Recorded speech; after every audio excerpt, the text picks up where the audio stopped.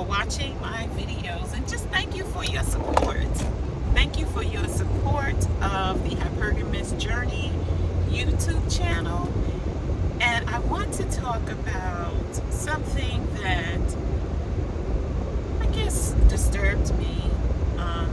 Last weekend I went to the movies to see Marvel Thunderbolt. Not impressed. But my date wanted to see that. So, but while he was getting the tickets, I was standing off where the popcorn butter stand is, and there was this little girl who was asking her mom if she could have something. Some kind of candy, something. And I turned around and looked at her. Now, her mom looked to be about 5 feet tall, maybe 5 feet. But she was short for her age because she was talking like a 7 or 8-year-old, but her height was that of a 5 or 6-year-old. And when I looked at her, I saw how beautiful this little girl was. Just, in my opinion, just gorgeous. She was chocolate, like Hershey chocolate. Her hair had been recently braided like cornrow.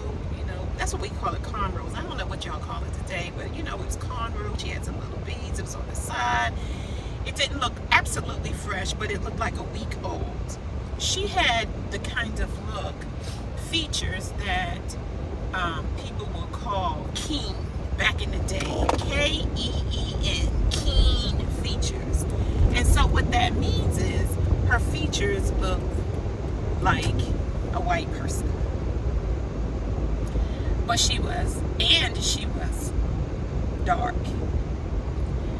But what struck me was she was pouting that she wasn't getting whatever she wanted. And her mother didn't raise her voice. She was just like, no, you're not getting that, and we're doing this. But what struck me is the look of neglect on the little girl.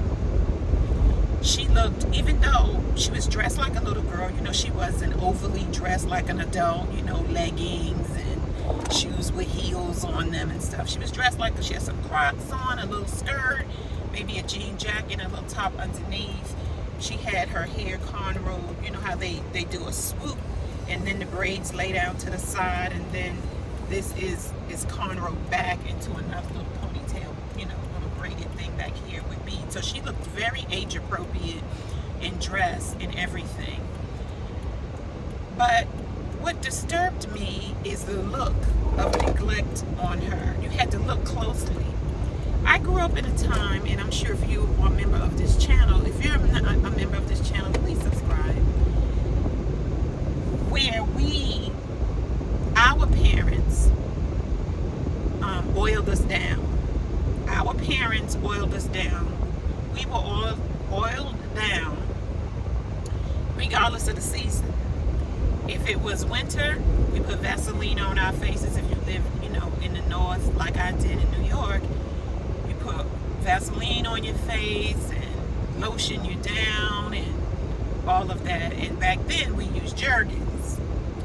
Jergens, the formulation has changed and everything. Lots of things that we used to use back in the day. The formulation is different. It's not as thick. It's not as creamy. It doesn't do its job on our skin like it used to. So a lot of us, if you have the budget to pay for, the luxury items and stuff like that, then you use those products, but that's not my budget. So I use things that work. Vaseline, petroleum jelly. People say it's not good for your skin, but it works for me. And at a certain point in age, it's like you're going to get wrinkles and lines and crepey skin. That's just how it is.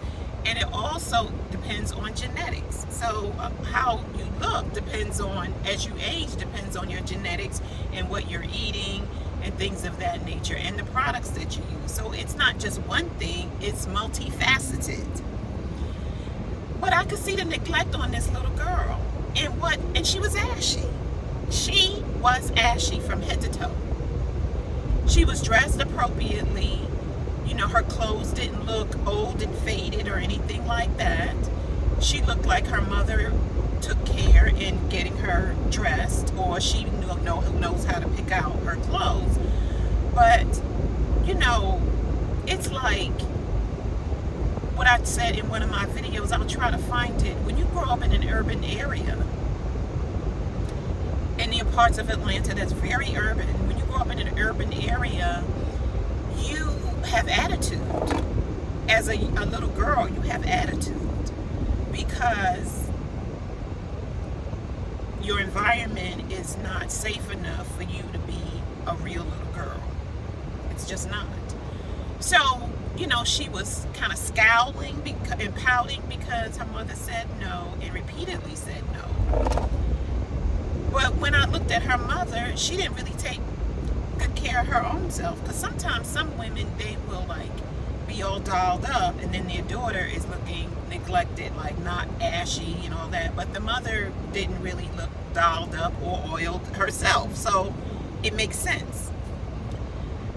But I felt some pain in my spirit because I know this little girl is not being nurtured in a feminine way because her mother wasn't nurtured in a feminine way. And these women today, they are our daughters, right? They are our daughters. And because we weren't nurtured in a feminine way and encouraged to have our feelings and voice our feelings, we're raising our granddaughters are being raised in the same way. So that little girl's mother would be my daughter, and that little girl would be my granddaughter if I had children. And to just give you context in terms of generations. So my heart went out to this little girl, and she was pouting about whatever she wanted, and the mother was patient with her while she was looking at her phone. The mother, was consistent. No, I don't care how many times you ask me, you're not going to get that. And so it wasn't even about her parenting skills. It was just the neglect, the physical neglect that I could see on the little girl. With the ashiness, I could tell that she doesn't get a lot of affirmation. She doesn't get a lot of, hugs and kisses, at least not from her mother, because of her little stance and her little energy, and that she was wiser than her 7 or 8 years. Because she was talking like a 7 or 8 year old in terms of her articulation, and not whiny like a 5 or 6 year old would be, though she was about that height. So she could have been 5 or 6, but I don't think so. She was just too mature in her body language. So I wanted to share that with you. And if you're a grandma who see that your granddaughter is not getting, the hugs and kisses that she needs, do it. Do it. And it's not something that you need to mention to your daughter, because that's just going to alienate her and maybe get into a big blowout argument about it. But when she comes to visit with you, give her those hugs and kisses. Talk to her. See what's on her mind. Start now at this very tender age of asking her about her day and what's going on with her, so that as she grows older, she will feel more confident in telling you, her grandma, what's going on really in her life. So that's what I would like to share with you. It came to mind. I tried to do that with a cousin of mine who's 15 now. But, her mom is the problem. And now I know her mom is the problem, whereas before I didn't really know her mom was the problem, but her mom is the problem. So now, the mom has cut off contact with me. And so, I did the best I could in trying to be a support system for both mother and daughter, but especially daughter. And the mother has decided to cut off contact with me. And that's okay, because I'm not about no drama in my life. I don't have any children, and you're not going going to, be messing with me. I'm just not going to go for that. I got boundaries. So that's all I wanted to share with you about, this little girl I saw. And don't forget, the coffee social is May 17th. I'll put the link in the description. But if you're a grandmother and you're noticing that your granddaughter is not getting the love, the kind of nurturing that you would have liked to have had, now that you know about hypergamy and dating and femininity, make sure you do that with your granddaughter. And another thing I noticed too is that these little girls don't wear dresses and stuff. Women are dressing their daughters like little women, leggings and the booty all tight and everything like that. I'm like, these are babies. Come on now. Stop sexualizing them. And I guess I shouldn't have said that word, but that kind of thing. So, yeah, give your granddaughter and buy your granddaughter dresses so that when she stays with you, she can put on her dress, and you put on a dress too, and put on your makeup so that she can see that there's another way besides just the way mommy does it. Just the way mommy does it. That's what I did with my 15-year-old cousin when I first was introduced to hypergamy. Maybe 3 years in, she would come and spend a weekend with me and stuff, and I would try to talk to her about dressing, wearing dresses and why she didn't and things of that nature. And then someone told me the best thing I can do is just show her by doing it myself. So that's what I've been doing. And I think that's it for this video. But grandmas, when you have your granddaughters, and especially when she's little, give her those hugs and kisses and talk to her, especially, when she's young, 5, 6, 7, and continue that dialogue with her. So when she's 15 or 16, she knows that she has